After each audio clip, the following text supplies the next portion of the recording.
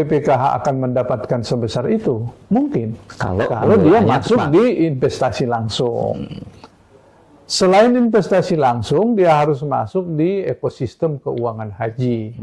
Keuangan haji itu ekosistemnya luar biasa. Poin krusial di dalam revisi ini adalah bagaimana investasi yang dilakukan oleh Badan Pengelola Keuangan Haji ini lebih produktif, kemudian aman, akuntabel, dan juga memberikan kemaslahatan yang besar bagi jamaah dan juga penyelenggara.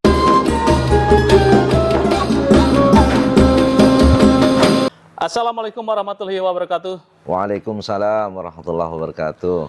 Pemirsa Pedaswa TV, bersama saya Yusuf Mares kembali mengupas tentang poin penting RUU Pengelolaan Keuangan Haji. Betul. Yang saya amati, Gus, ya, saya bersama dengan Gus Ari, tenaga ahli Komisi 8 DPR RI, tentang investasi ini. Betul.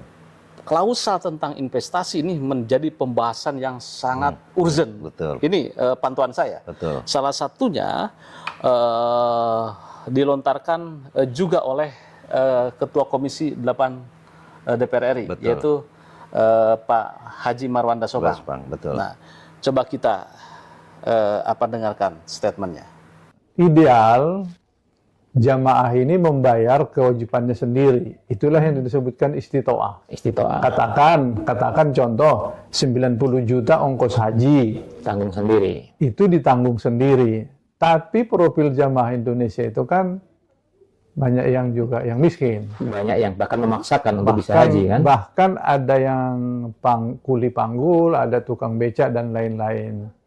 Ini dikelola secara keseluruhan yang menjadi dana jamaah pada saat mendaftar, maka hasil imbal inilah yang disubsidikan. Tahun ini ongkos haji kita 89 juta. 89 ya. Ya, itu 60 atau 50, sekian dibayar jamaah. Selebihnya ya mendekati 60 juta. Sisanya ditanggung oleh BPKH. Hampir 30 juta ini. Ya, hampir 30 juta dibayarkan oleh itu diambil dari nilai manfaat yang investasi jamaah yang selama sekian tahun ini ya. Sekian tahun. Kemudian kalau kita berpikir jamaah ini harus dipermudah, bisa dibalik. Kalau umpamanya 90 juta, cukup beban jamaah 30 juta. 60 juta lagi dibayar oleh BPKH. Itu kalau investasi yang dilakukan, investasinya hasilnya bagus. Tadi minimal 10% itu. Harus di atas 10%. Bahkan di atas 10%. Baru bisa menutupi itu. Mungkinkah BPKH akan mendapatkan sebesar itu? Mungkin. Kalau dia masuk di investasi langsung. Selain investasi langsung, dia harus masuk di ekosistem keuangan haji. Keuangan haji itu ekosistemnya luar biasa. Di luar keuangan haji ini masih banyak. Ada oleh-oleh. Apa aja misalnya? Ya, itu catering ya. Ada catering. Hotel. Ada ya macam-macam. Disebutkan bahkan pesawat. Bahkan pesawat. Nah, itu sudah luar biasa kalau itu masuk. Karena kita tahu bahwa kebutuhan penerbangan itu bukan hanya masa haji. Selain haji, panjang tahun umroh. Umroh ini kan luar biasa. Bahkan umroh jauh lebih tinggi daripada haji itu sendiri kan. Oleh karena itu kita berharap harmonisasi di balik itu cukup memberikan gambaran ke Komisi 8 dari beberapa hal poin-poin yang mereka anggap krusial. Satu lagi menurut Komisi 8, komisioner BPKH ini harus dipilih oleh Komisi 8. Oleh DPR ya, Komisi 8. DPR. Apa urgensinya apa? Ya kita harus tahu kualitas mereka. Saya mau mereka menjawab tantangan. Bisakah mereka memberikan imbal balik yang memadai bagi jamaah? Yang ini akan dibahas juga di situ. Tentu sebetulnya tidak ya. Ini kan namanya harmonisasi. Saja. Toh juga setelah harmonisasi undang-undang ini akan dikembalikan nanti ke DPR setelah disahkan menjadi usul inisiatif DPR. pada dasarnya pasti dikembalikan ke Komisi 8. Komisi 8 akan membahas ini sebagai undang-undang. Nah, kalau sudah di Komisi 8 nanti undang-undang, itu tadi target kita. Komisioner yang akan datang harus punya kemampuan dengan statementnya mereka, dengan indikator yang mereka tunjukkan, bisa mencapai 8% sampai 10%. Yang kedua, dengan imbal hasil yang seperti itu, mereka bisa mencicil untuk pelunasan jamaah yang belum melaksanakan. Jadi daftar tunggu sekarang diberikan bagian mereka. Berapa triliun? Tahun ini mereka rencanakan 4 triliun. Kalau itu dibagi per jamaah, ya menerima sekitar antara 400.000 sampai 500.000. Dari Tapi 221 ya? Ya, tapi kan kalau akumulasinya sampai 2 tahun, 10 tahun, itu kan lumayan juga. Bisa mengurangi pada saat mencicil. Nah, antara kemampuan mengelola dengan SDM yang memahami ekosistem keuangan haji, ini diperlukan. Maka kita Dan jaringan itu sangat mungkin kalau yang melakukan adalah Komisi 8. Komisi 8, kita harus ada komitmen di antara mereka untuk melaksanakan pemahaman mereka tentang keuangan haji. Jadi ada 2 hal SDM di BPKH, 1 badan pelaksana, ini yang bekerja melakukan, tapi ada 1 lagi badan pengawas. Badan pengawas ini memberikan pertimbangan kalau langkah-langkah yang diambil ini sesuai dengan peraturan atau bisa membahayakan. Tapi kalau dewasnya ini menjadi rem, itu tidak bergerak juga. Maka perpaduan antara memberikan dorongan, ya ibarat mobil digas. Tapi kalau kita berbahaya, direm, kira-kira begitu. Ya, kami belum bisa melihat itu peran-peran yang dilakukan oleh 2 lembaga dalam 1 badan ini. Nah, itu saya kira Komisi 8 akan mencoba, nanti pasal itu akan kita perbaiki dengan baik. Dan juga statement Pak Abidin Fikri, ya, Ketua Panja ya. Betul, Ketua Panja. Komisi 8. Juga Kiai Maman. Betul. Nah, Ya. dan juga ada tuh mantan Menaker Transmigrasi, Pak Herman Suparno itu. Betul. Juga sama tentang bagaimana pentingnya memperkuat eksistensi dan juga investasi yang dijalankan oleh BPKH. BPKH, betul. Nah, ini menurut Anda ini, kalau menurut saya ini Gus, ini memang poinnya di sini nih. Nah, kalau menurut Anda itu bagaimana nih? Iya, betul. Oke, baik, terima kasih pemirsa pada Suka TV. Pertama, tentu poin krusial di dalam revisi ini adalah bagaimana investasi yang dilakukan oleh Badan Pengelola Keuangan Haji ini lebih produktif, kemudian aman, akuntabel, dan juga memberikan kemaslahatan yang besar bagi jamaah dan juga penyelenggara. Nah, salah satu tentu investasi itu banyak. Pertama adalah yang namanya haji pasti butuh pesawat. Kan? Tidak ada kemudian orang berangkat haji nggak naik pesawat.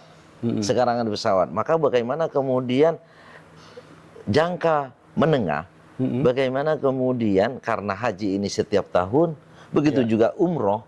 Umroh itu setiap minggu. Orang berumroh bagaimana kemudian punya pesawat khusus haji, khusus umroh. Makanya kemudian himbauan atau mungkin bisa menjadi keharusan nanti orang berangkat umroh harus melalui asrama haji. Nah, ini tujuannya apa? Agar supaya asrama haji yang itu dibangun dari SBSN, dari uang umat, ya kan? Itu kemudian tidak hanya digunakan pada saat musim haji, tapi saat ini kan? Pada saat umroh, kayak gitu loh. Itu kan menghasilkan benefit terhadap apa? Investasi, kayak gitu. Nah, tentu PR-nya adalah bagaimana kesiapan asrama haji. Makanya disitulah kehadiran BPKH menata bahwa asrama haji bukan hanya digunakan pada saat musim haji, tapi bisa digunakan sepanjang waktu berkaitan umroh. Dan itu akan menghasilkan apa? tentu investasi. Nah, gitu Ya, loh. kalau asrama haji memang untuk umroh gitu ya, jarang orang itu kan ya. Betul, ketika mau umroh ya. Betul. Kan kloternya ada yang 10, ada yang 20, 30, biasanya langsung di Betul. hotel dekat bandara. Nah, Betul. itu kan di situ. Sebetulnya ini kalau ditata secara kerjasama Betul. dengan biro-biro umroh, ini bisa sinergi ya. Gitu. Oh ya, sangat. Bukan pemaksaan sebetulnya. Betul, gitu. betul. Ya. Karena salah satunya adalah tentu kesiapan asrama haji, SDM-nya. Ya, Di samping fasilitas asrama haji harus bagus, punya standar pelayanan, kamarnya juga bagus, kemudian juga pelayanannya juga bagus. Nah, tentu adalah transportasi, handlingnya dari asrama haji Haji ke menuju bandara. ke bandara. Ya gitu loh. Jadi oleh karenanya saya kira inilah kemudian tugas dari BPKH untuk bagaimana mendayagunakan investasi di beberapa sektor yang sudah kelihatan nih. Asrama haji diperbaikin, lalu kemudian ada SDM, transportasi, handling yang bagus. Jadi ketika ada orang mau umroh, dia transit di asrama haji, melakukan manasik 1 hari di sana, lalu kemudian para jamaah itu sama kayak seperti berangkat haji, sudah ada yang menghandle nih dari SDM itu, yang kemudian nanti sampai ke bandara, lalu kemudian kopernya tidak perlu digeret, cukup koper kecil saja, ya kan? Ya cukup koper besar langsung dikirim tuh. Nah, inilah pentingnya bagaimana kemudian menata ekosistem ekonomi di dalam negeri di saja dalam gitu, negeri aja dulu kita optimalkan. Saya dioptimalkan di sini Betul, bisa terjadi betul. gitu. Oke. Apalagi ini nanti pesawat ya. Betul. Tapi sebelumnya menurut Anda ini bagaimana nih? Kalau asrama haji dioptimalkan, kemudian juga ada mekanisme kerjasama pengelolaan. Tadi menarik nih dari asrama haji gitu ya. Kemudian juga di sini ada manasik hajinya kan di situ ada tuh kan ya. Betul. Nah, terus kemudian sistem transportasi itu dari asrama haji kan. Tetapi kan tidak semua daerah ada asrama hajinya kan ya. Betul. Jakarta itu Bekasi, terus kemudian yang lain kan tidak tahu saya apakah di tempat-tempat daerah terpencil gitu kan ya ada atau tidak. Nah, ini tentu salah satu peluang. Betul. Ya. Yang kedua tadi tentang pesawat loh. Betul. Nah, ini pesawat memang luar biasa nih pesawat ya, investasi pesawat. Nanti mekanismenya mungkin ini akan dibahas secara detail nggak di RU ini? Apa tidak? Ya mungkin secara umum bagaimana menginvestasikan kepada ekosistem ekonomi haji. Iya, oke. Ini wacana di luar berarti kan ya? Iya, jadi ekosistem ekonomi haji di antara yang urgent adalah pesawat. Oke, ya. Jadi bagaimana kemudian BPKH katakanlah investasi beli pesawat selama berapa tahun, ya kan? Beli pesawat yang kemudian pasti dipakai untuk haji. Lalu kemudian bagaimana mengoptimalkan umroh.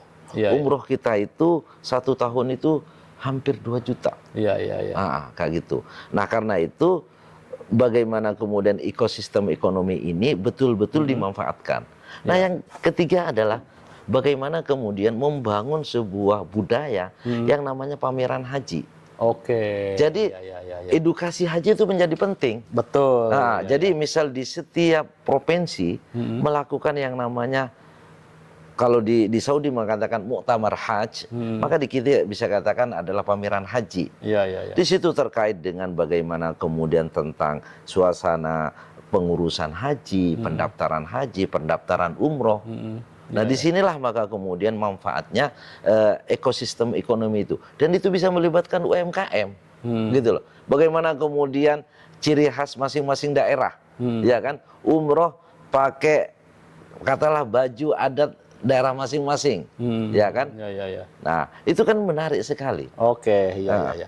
Ya, jadi intinya bahwa RUU ini nanti akan memayungi bagaimana investasi yang dilakukan oleh BPKH itu lebih longgar. Betul. Lebih longgar aturannya dan lebih memperkuat, mendorong BPKH agar lebih agresif gitu di investasi di ekosistem artinya gini, ini, ya. Longgar itu artinya bukan kemudian tanpa aturan. Artinya gini, coba lakukan yang namanya optimalisasi ekosistem ekonomi yang ada di dalam negeri dulu. Oke, iya. Itu iya. penting, Iya, iya, iya, ya iya. kan?